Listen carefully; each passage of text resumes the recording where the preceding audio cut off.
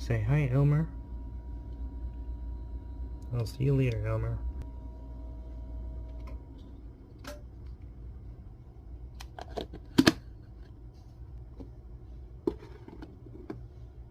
See you in 5 months, buddy.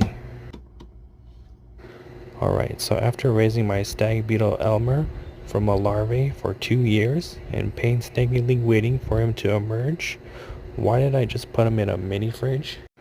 That is because the species Lucanus elaphus has their dormancy over the winter, and they need the cold environment in order for their body to grow properly. Otherwise, if you don't keep them in the fridge, I believe they might die during dormancy or will have a very short adult lifespan.